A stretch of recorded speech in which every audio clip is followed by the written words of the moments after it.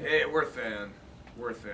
You know, and we're not in the best position there. We feel good about Zeke Rose. He's taken on a huge leadership role. You know, had a great year. It just kept getting better and better and better. You know, and Reese, you know, Donahue. I mean, those guys are real solid. They give us a good base, you know, right there. But you know, Darius Stills is playing nose now. You know, he's got a nose tackle body. You know, and then Brennan Thrift is a guy that's thick that we're putting in there as well. You know, so but we're thin. You know, you got Stone Wolfley and Jeff Pooler, who are younger guys who are at that point where they need to start contributing a little bit more than they have. Other than that, we're looking for freshmen to come in and play, and we're probably still beating down the bushes out there for some transfer guys that might be able to come in and play as well. It's a concern right now. We're out there looking to see if we can fix it. You know, overall goals you want to accomplish this spring for the team, and also part two, what you want to instill or install in this team through spring practice. Oh, I just competition more than anything. I mean, there's all kinds of things that we'll talk about over the next 15 days from, you know, and the list that I have is too long to get into, you know, but just, you know, looking back at what every year is different. I mean, I sit in front of them and I say, look, guys, in 2017, we turned the ball over more than anybody in the Big 12. You think I'm probably going to say it to them? Yeah, I am. Okay, and we'll focus hard and we'll do different things to be able to you know, emphasize, you know, not turning the ball over, so to speak. You know, there's been in years past we've had less fumbles than anybody in the Big 12. We've thrown less interceptions than anybody in the Big 12. I don't think it's anything that we're doing from a practice point of view or a you know, an emphasis point of view. It's just, you know, you look back at what you did and talk about how you're going to get better. With that said, this 2018 is a different team than 2017.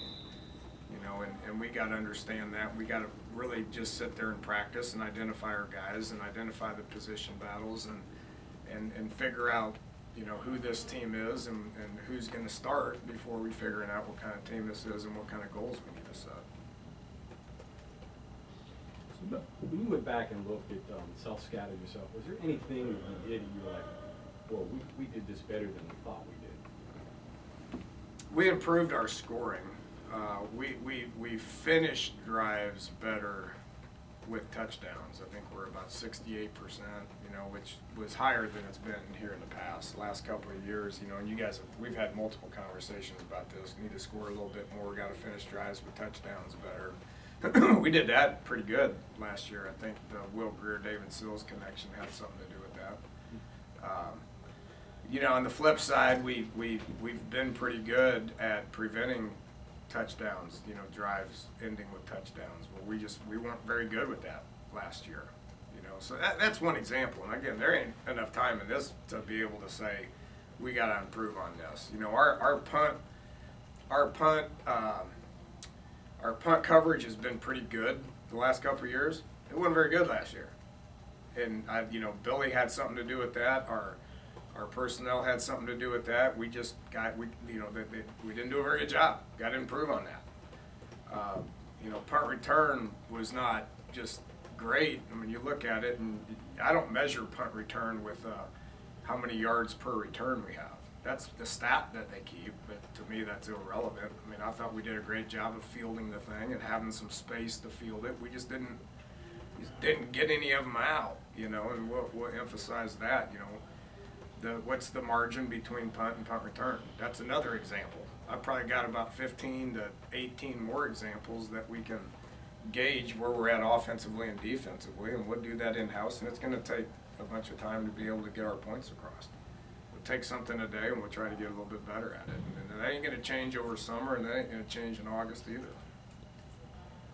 You mentioned some special team stuff, but place kicker, you have a couple of guys. Do you spend any time on that in the spring, or you just compete with them? Oh yeah, they'll start compete. They started competing yesterday. You know, Mike Molinari is going to be a great charter. That's what his job is the chart. Well, he sits there and And we're going to come up with a bunch of different ways of these guys being able to compete against each other. You know, Evan was a guy that was really, really, really different towards the end of the year than he was during the beginning of the year. His improvement and his ceiling gets me really excited. You know, and then you add a guy like Skylar Simcox, who is Lou Groza finalist a couple years ago. That breeds competition. So, you know, being able to put those guys in as many different practice situations as we possibly can to be able to let those guys compete, I think will pay dividends. You know, and need to do the same thing at punter. We've got the same thing going on at long snapper, and over the course of time, we'll figure out who gives us the best chance to win and what their roles and what their jobs exactly are. Don't know right now. Your use of tight end, a little change, a big change moving forward? It'd be a big change moving forward. You know, the couple bodies. You know, Wesco's a different body than Eli. Mm-hmm. You know, so we'll be able to do different things. You know, and then Giovanni Haskins is a different body than what we've had here since I've been here. You know, and then we got a couple that we recruited that are coming in as well.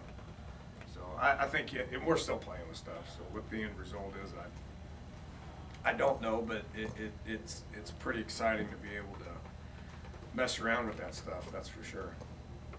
Dana, did you add anybody on scholarship this year? Not yet. We will have room to add a couple. And what about I the could outside probably kids? tell you who they are, and I think I'd probably end up being right, but I'd rather let those guys compete hard in spring and summer before we technically can put them on. We can't put them on right now without triggering initials and all that, which we can't do. But it'll happen probably sometime this summer. Okay. The Allison kid, how does he look? Jack, Mhm. good, tall, spins it around pretty good. Is still young, hadn't played a lot. You know, did a good job on scout team for us all year. Gives us a good another option at quarterback. I will say this. I figured out if you don't want short quarterbacks, don't recruit short quarterbacks. Not to say I don't. You know, they've had some great shorter quarterbacks out there. That's been excellent. But those three look different than what we've had. What are you expecting from your running game? You get a little bit different. Need improvement. Yeah, I don't know if we're going to have a feature 1,000-yard guy. That'll work itself out. But you know, the three we got back there now with Kennedy and Martell and Sink, those guys look pretty good to me, and it's going to be fun to watch those guys compete. And, you know, the run game probably is a little bit more. It has a little bit more to do with what those guys up front are doing, how they're targeted, and how much mass they have, and how they can move people. I think we'll have a ton of success with it. You know, exactly who are going to be the guys that are going to end up doing that, don't know.